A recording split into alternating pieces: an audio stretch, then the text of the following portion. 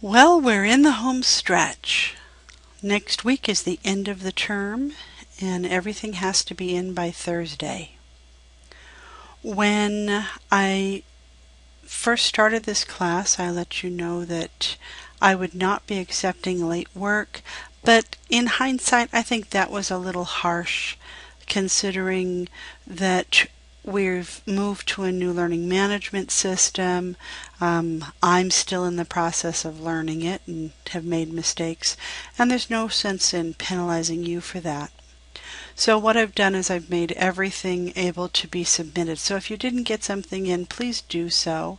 It's a last ditch push to be able to have you have a good grade at the end of the term. But everything has to be in no later, absolutely no later than Thursday the 24th, because I will be submitting grades the next day. And you do need to have everything in before you complete your final exam, but it is available to you if you want to get going on it. Let's see. Let's back up for just a little bit. Did you watch the professional image videos? I hope so. Hope you had some good takeaways from those. And the financial planning information. Some of you mentioned that you have been through Dave Ramsey's program. The school believes in it so much that it's even offered to our employees once a year. I think very highly of it. It's a very trusted program. There's no pie in the sky, get rich quick thinking. It's just common sense. And sometimes that's what you need. If you have quizzes that need to be done, please do them. And if you have something that you did turn in that you didn't score as high as you would have hoped, you're very welcome and encouraged to revise and resubmit, so then I will regrade and hopefully you'll get more points. I have reviewed your resumes, cover letters, and thank you letters, and I was blown away. This is the strongest group of students to submit materials that I've ever had. It was very easy to do grading. I tried something new and did audio replies for your feedback. So I'm hoping that went well. I look forward to your sharing how you feel about that and how it worked for you. We do have Mary Olson. She works in our Career Center over in the Taylor Building. If you're not local, you're very welcome to contact her via telephone, or if you are local, head over, make an appointment, and visit with her. She can help you really sharpen your resumes, cover letters, and support materials.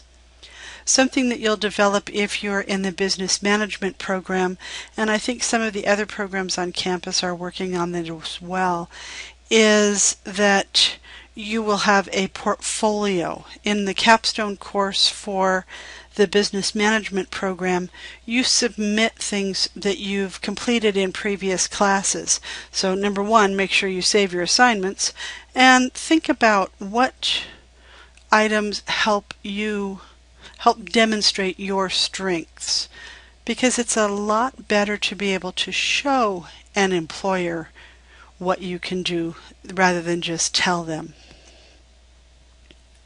In week 7, that's this week, we have last lecture, and hopefully you've had a chance to watch that. You may not have submitted your papers yet, but what a phenomenal lecturer Randy was. He's passed away now of cancer, and this was the last lecture he did in public before his demise. And it's very enlightening, and I hope you enjoy it. Let's go back. Once you have everything finished, then you can submit your final exam.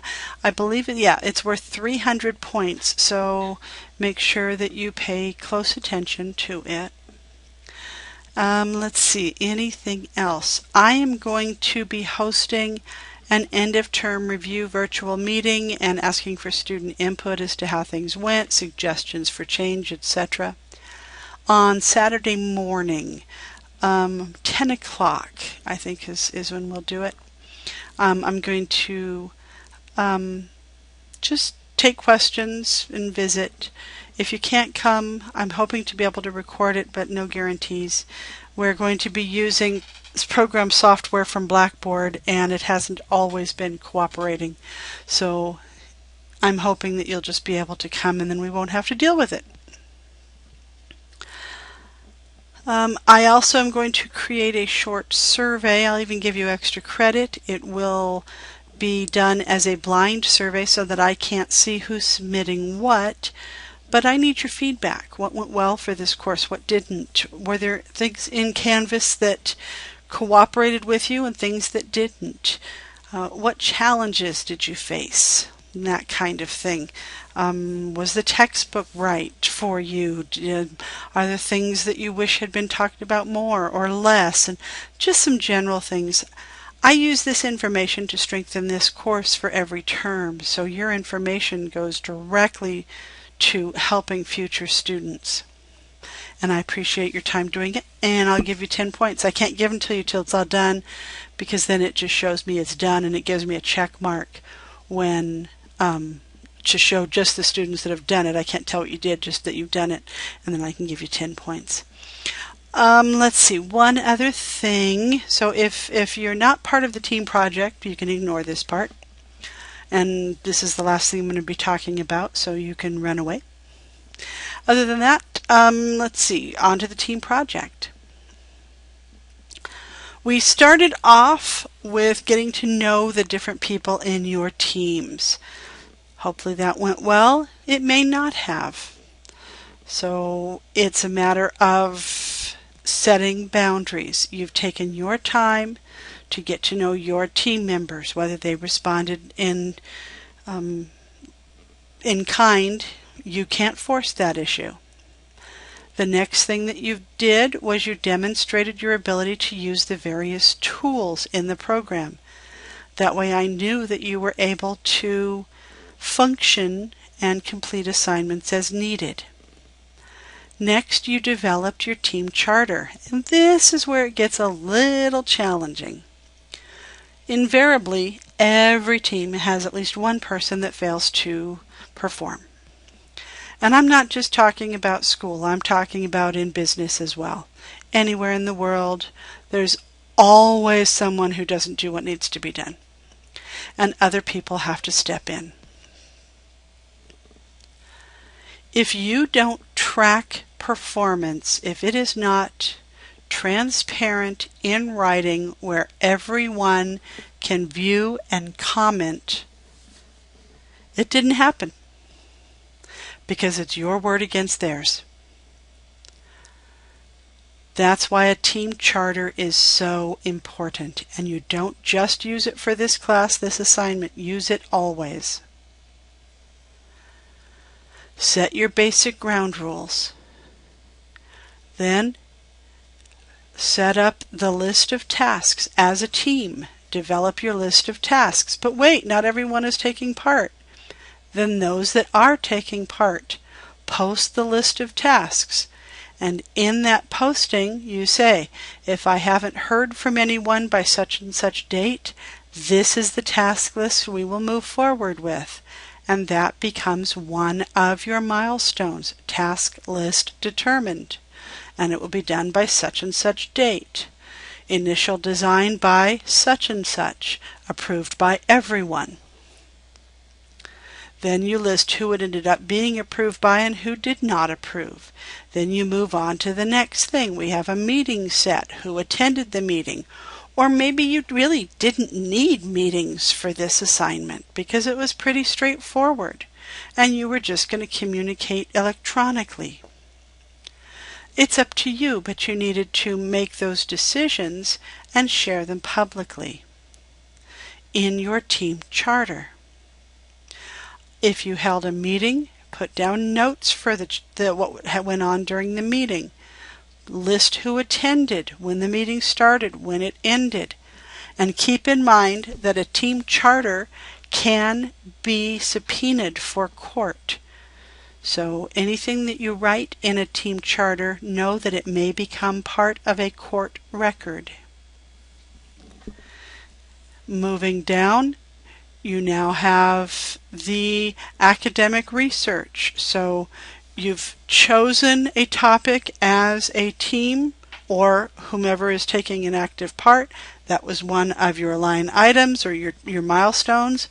With a deadline, we will choose our item, our theory by such and such date. These are the people who took part in the decision making. These are the people who did not. Moving on. This is the academic research. You've been assigned this area of knowledge. You've been assigned this area of knowledge. And do that for all the different people in your team. List that in your team charter. Then the deadline for submitting the work that was done. And all they're doing is the review, just that one document, the template that I provided. That way you've got some information to work with. If everyone doesn't turn theirs in, you have fewer items to work with.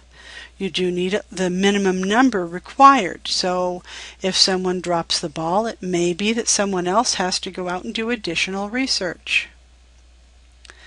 If that happens, note that this person in the team failed to perform and get their items in on time.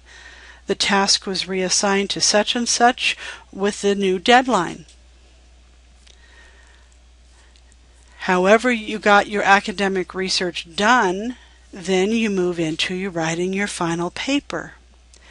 You've got 3 areas or more, depending upon how you broke it down, areas of knowledge. Then you have your intro to write and your conclusion to write. You only have 3 pages in the body of your paper, so you have to work together to edit and to keep things concise. Then you have your cover page and you have your references page, your resources page, so you also have to work together to edit because you will likely have more than 3 pages of information. All of this is not just getting to know the theory, but it's also being able to work successfully in a team. And then whomever you've chosen as your team leader will submit the final paper once everyone's signed off. If everyone isn't taking an active role, then you note that this person did not take part. On the cover letter, you would list that person separately as non-participating, so that at a glance on your cover letter, I can see who participated and who did not participate in the paper. And then in week 8, as you're finishing up, what I want is your team, as a team, to develop criteria. What do you feel as a team it's important to measure for success? Do you measure participation? So did all team members participate equally and effectively? And then you would set 1, 2, 3, 4, 5, and then you would move on to the next, and you would set that list so that all of the members in the team are working with the same list of determinants. So that's the team portion of the project. So everybody in your team should end up with that same paper for review. Then, after you have that paper finished, each person will take it and will review your team performance. But that way you're all reviewing the same criteria. One person might rate team performance at a 3, someone else might rate it as a 4, someone else might rate it as a 1. And then below that you would give your reasoning for why you chose that number. So depending upon what questions or statements you come up with in the ranking, justify your decision making for each one. So, and then each person would submit that individual review that uses that common document among all team members. I hope that makes sense. If you have any questions, let me know. And once again, this coming Saturday at 10 a.m., I will be online and the link is provided on the home page so that you can take part. Thank you.